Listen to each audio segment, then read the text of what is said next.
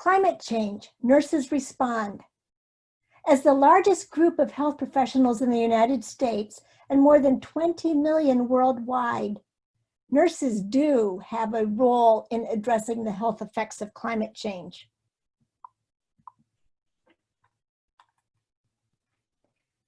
Here are the required disclosures.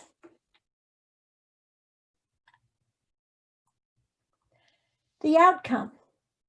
You will increase your knowledge of health impacts of climate change and will be more likely to engage in climate change solutions.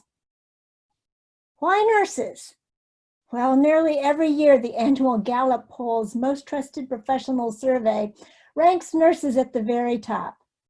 It would seem nurses would be an ideal group to speak to and educate the public on climate change and health. People would trust what we have to say. We can help gain even more support for reversing climate change. The Climate, Health, and Nursing Tool, or CHANT, is a 10-minute online survey asking respondents about awareness, motivation, and behaviors related to climate change and health. The items were developed in 2017, and results from the first year now, 2019, are in analysis. Starting with the 2020 version, the survey will be open to all health professionals. The preliminary 2019 results showed that the majority of nurses want to change practice, want to reduce greenhouse gas emissions, and they are motivated to act by the health impacts, the future, clean air and water, family, and to protect the planet. The Nurses Climate Challenge is the first attempt at launching a national movement that revolves around nurses educating their healthcare colleagues on the health impacts of climate change. The goal is to educate 50,000. The challenge involves recruiting nurse climate champions who get access to a set of online resources created by Healthcare Without Harm and the Alliance of Nurses for Healthy Environment, or ANNE. Healthcare Without Harm is an international nonprofit, and Alliance of Nurses for Healthy Environments is a national nonprofit nursing organization with the mission of promoting healthy people and healthy environments. Nurses who are interested in becoming involved can find more information and can register at nursesclimatechallenge.org or from the ANNE website, which is referenced on that on the third to the last slide. So I think the nurses' response to climate change can be stated with 6 Ps: our past, our patience, our practice, our personal habits, our partnerships, and our politics. In her famous book, Notes on Nursing, Florence Nightingale in 1860 wrote, "Nature alone cures. Medicine, so far as we know, assists nature. And what nursing has to do is put the patient in the best condition for nature to act upon him." She was referring to fresh air, clean water, and safe, nutritious food, all qualities threatened by climate change. And by fighting climate change, nurses can help put nature in the best condition to help people. In the American Nurses Association Scope and Standards of Practice, Standard 17 reads, "The registered nurse practices in an environmentally safe and healthy manner." Among the competencies are reducing environmental health risks to self, colleagues, and healthcare consumers, communicating information about environmental health risks, and exposing reduction strategies. In 2008, the American Nurses Association House of Delegates authored a resolution on global climate change, including the provisions that it is critical nurses speak out in a united voice and advocate for change on both individual and policy levels. And further resolved that the American Nurses Association supports initiatives to decrease the contribution to global warming by the healthcare industry. Our patients. Nurses are beginning to understand the climate-related issues that affect the patients that they care for, such as those presented throughout this webinar series. When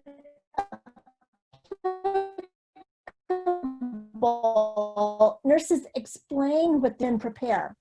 For example, when discharging a patient at greater risk from effects of increased heat, it's not enough to simply say, stay cool. Nurses need to communicate the real threats from increased heat waves. Do patients have access to air conditioning? What if the power goes out? Do they have someone to call or come over or check on them? Do they need information about the community cooling centers? Do they have transportation? And it's not just for typical patients at risk, the very old, the very young, and those with chronic conditions. Nurses have conversations with young, healthy people who happen to work or play outdoors during hot months. They discuss access to shade, rest, and water, the three things that bring relief from outdoor exertion during the heat of the day. Similarly, nurses can relate climate change effects when talking to friends and family about their health. Well, you're experiencing worse allergy symptoms because climate change makes the seasons longer and stronger. Or, oh boy, our air quality is worse today. Must be from those wildfires. Let's stay indoors if we can. As nurses become aware of the climate-related effects in their regions, they can better help patients. One particular story bears this out. I was with my sister in northern Minnesota in July. There, the usual tick season is April and May, the time that in the tick life cycle when they need to latch on and ingest human blood. However, with climate change, some tick species can now squeeze in 2 life cycles per season instead of just 1.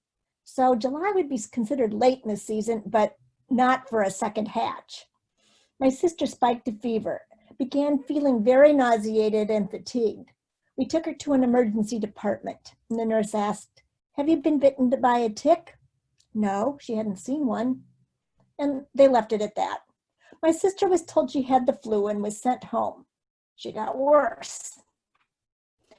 We went to a second emergency department, and they asked, "Have you been bitten by a tick?" No. Then the important question, backed by climate-related knowledge. Have you been in an area where you could have been bitten by a tick? Yes, we were in the woods. They ran an immunoassay and discovered my sister had anaplasmosis, a bacterium related to the one that causes Lyme disease, which is also passed along by a tick. She started a course of antibiotics and felt better the next day. Some nurses are in educator roles, so their patients are actually their students. It is important to educate today's nursing students on the connections between climate and health, as they are likely going to impact their careers a great deal going forward. One good, accessible resource is Alliance of Nurses for Healthy Environment, ANNE, open access textbook. It's called Environmental Health in Nursing. Leading environmental health nursing experts join together to share their environmental health knowledge, expertise, and experiences. A new updated edition has recently been completed, but is not yet online. I recently worked on a project with a nurse educator in Ohio who is responsible for the school's community health nursing course. She was delighted to find out about this resource, which she is using now to create the climate change and health connection for her students. Our practice. Not only do health professionals need to know about the health impacts of climate change in general, but they need to be aware of how the healthcare sector is contributing to and impacted by greenhouse gas emissions. The healthcare industry contributes almost 10% of US greenhouse gas emissions. Typical areas of largest impact are highlighted in the gray clouds in this slide from Healthcare Without Harm. Hospitals are the second most energy-intensive facilities in the country and use 2.5 times more energy per square foot than any other commercial building. Hospitals are ranked as the third most water-intensive public building, using an average of about 570 gallons per staffed bed per day. Water is also a major contributor to greenhouse gas emissions because of the energy needed to distribute it, treat it, and heat it. Hospitals serve a lot of food to their staff, patients, and visitors. An estimated 14.5% of global greenhouse gas emissions come from the livestock sector, and food waste contributes to methane emissions in our landfills. US hospitals generate 29 pounds of waste per patient day in the hospital, and the manufacturing process and the transportation of these products also creates 32 pounds of waste for every pound of product manufactured. There are many ways healthcare professionals can reduce their impact on climate at work. Ideas for climate action around hospitals are highlighted in the green clouds. Join or start a green team for large-scale planning efforts. Nurses themselves have created green teams or sustainability group leader positions in some hospitals and systems. Because nurses make up the largest healthcare employee group, they are the ones that can best support cost and energy saving measures, and they're probably the best ones to convince each other to do so.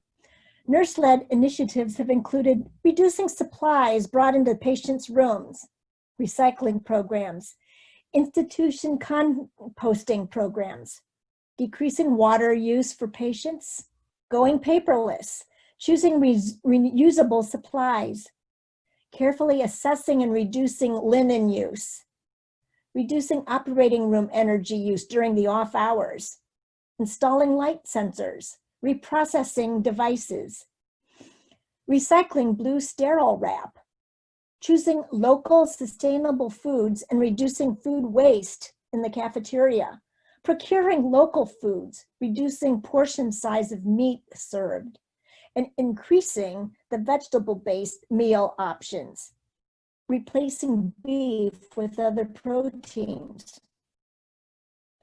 The nurse, Sarah Walford, was an emergency department nurse who became very concerned over tremendous waste she saw, most of it plastic. She began conducting informal studies and convinced her hospital that they could save a lot of money by hiring her to help them become more sustainable. She helped implement energy and material saving practices, which are included in her award-winning June American Journal of Nursing article, Reducing Waste in the Clinical Setting. That is on our bibliography. I heard Sarah speak at an Annie Summit last year, and of course the question came up. What's better? Plastic one-time single patient use items or reusables? And there happened to be a large metal bedpan with a hopper flashing on the screen. Best answer seems to be, well, reusables if you live in an area where water is plentiful.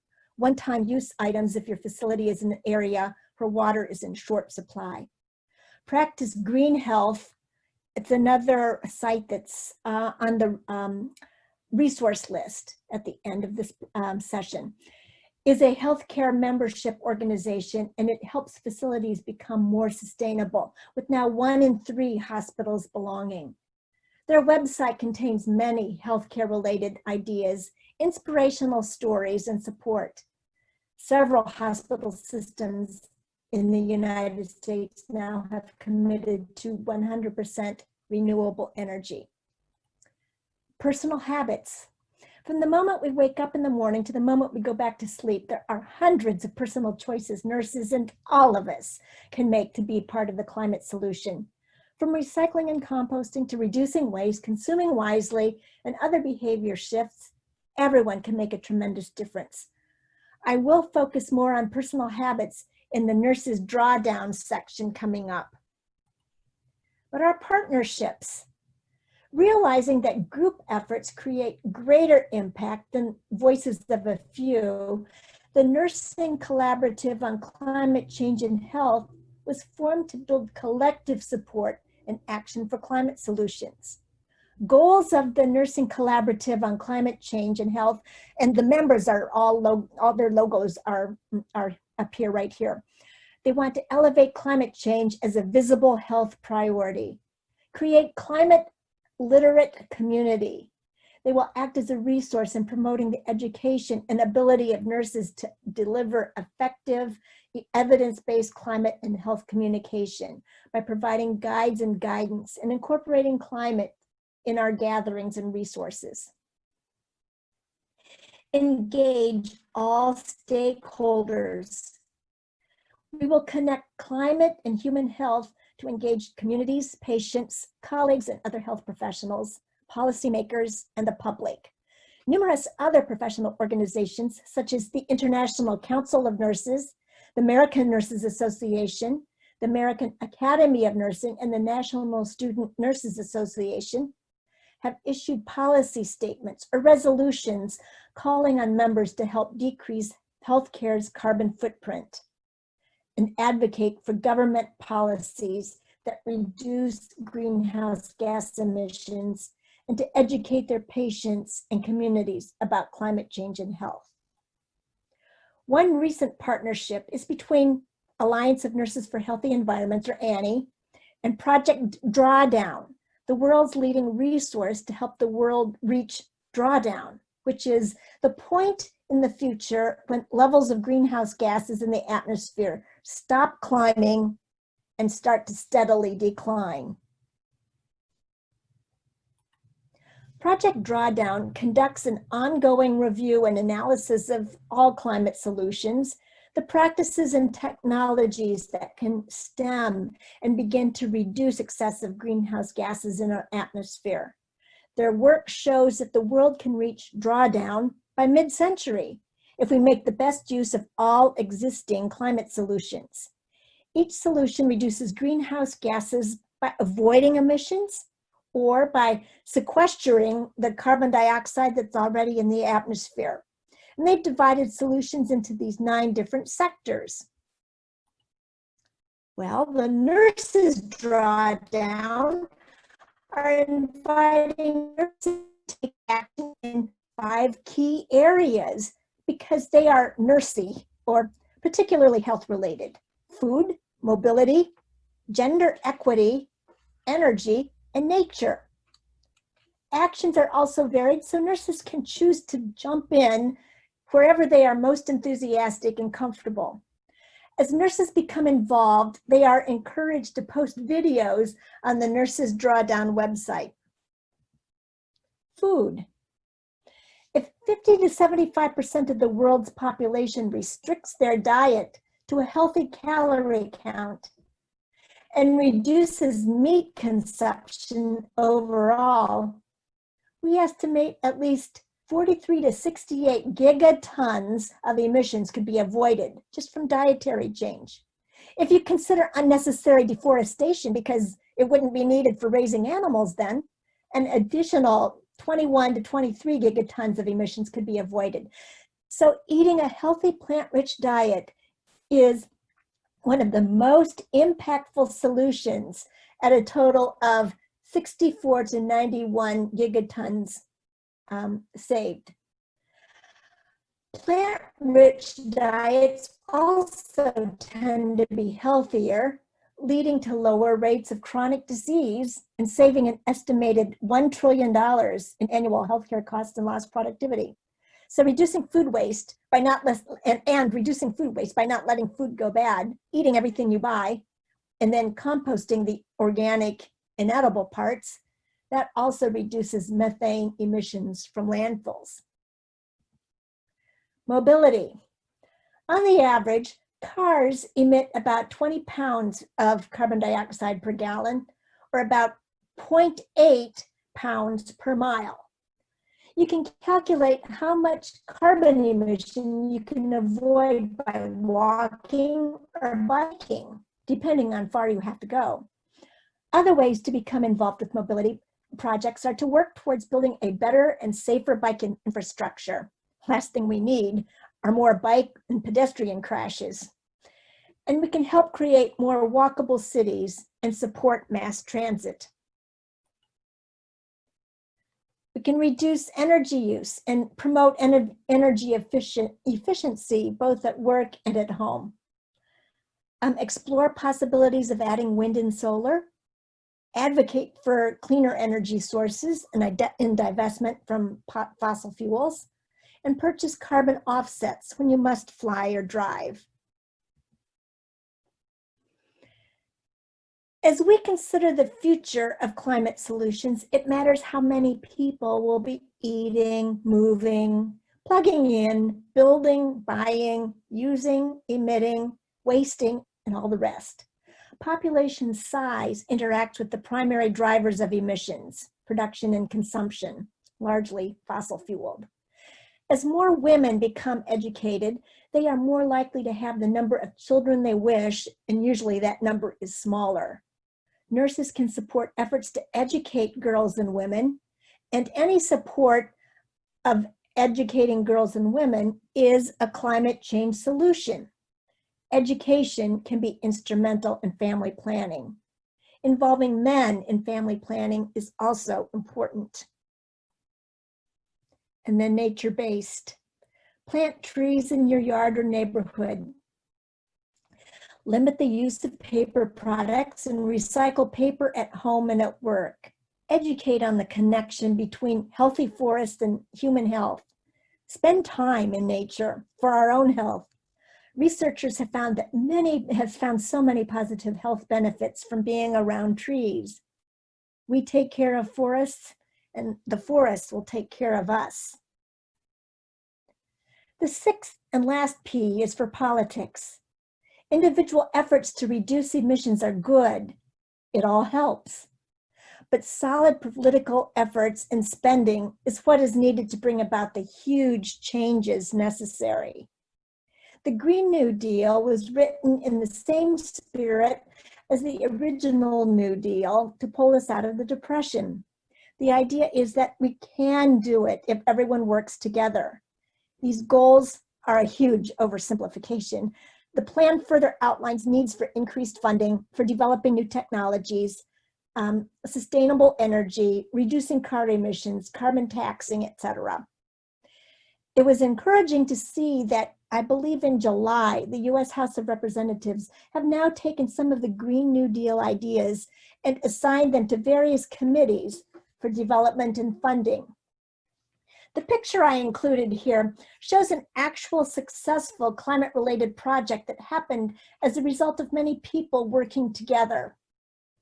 Maytag washers were originally manufactured in Newton, Iowa. The company left for overseas, throwing many people out of a job. Fortunately, someone was able to secure government grant money and started a wind factory, which then became another source of good jobs for people in the town.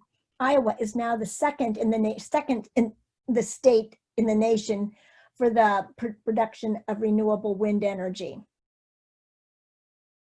The last two new Green Deal goals, clean air, water, safe food, justice, and equity, are all consistent with Florence Nightingale's original ideas about nursing. The biggest action we can take as individuals politically to combat the climate crisis by far is voting, specifically for climate champions at all levels of the government. This chart is from an Eco-America survey with a huge representative sample in early 2019. Americans want climate solutions. This graph shows a political breakdown of those favoring solutions such as a carbon tax or tax credits for expanding clean energy. I would encourage, like the Nurses Drawdown Program, for nurses to do what they can, to jump in at any point where they feel they can be successful. I think we certainly can educate and care for the public, work to reverse the effects of climate change, and who knows, make a better, healthier world. Here are several online resources referenced in this session and a bibliography.